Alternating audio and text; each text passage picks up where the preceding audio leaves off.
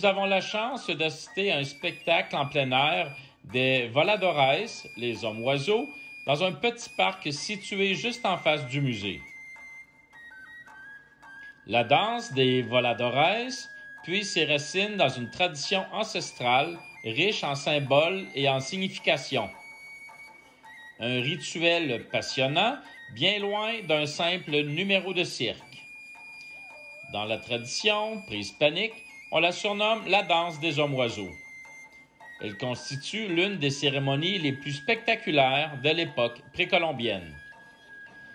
Originaire de la région de Veracruz, la danse des voladores met en scène 4 danseurs acrobates et un musicien utilisant une flûte et un tambour. Après avoir grimpé en haut d'un mât situé à 30 mètres du sol,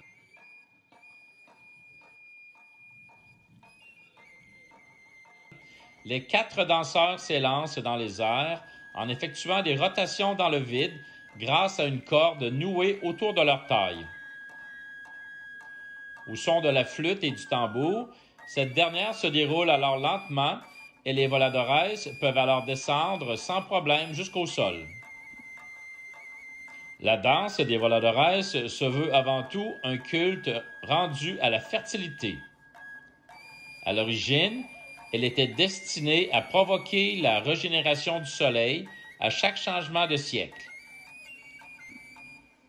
Ainsi, le mât sur lequel évoluent les danseurs acrobates constitue une représentation du phallus et la terre dans laquelle ils s'enfoncent, une métaphore de la mer nourricière.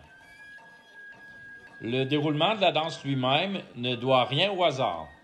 Lors de la cérémonie, les 4 danseurs doivent ainsi se placer aux 4 extrémités du mât, symbole des 4 points cardinaux. Dans les airs, ils effectuent 13 tours, une référence aux 13 mois du calendrier solaire maya.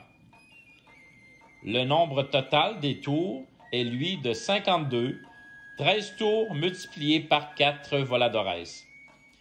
Un clin d'œil cette fois-ci aux 52 semaines de l'année. Ceci met fin à notre court séjour dans la fabuleuse ville de Mexico City, CDMX. On a su mettre à profit notre courte période de séjour en espérant que vous avez apprécié les différentes activités que nous avons partagées avec vous. Je vous invite à vous abonner à ma chaîne si ce n'est pas déjà fait, à partager cette vidéo et on se dit à une prochaine quelque part dans le monde. Hasta luego!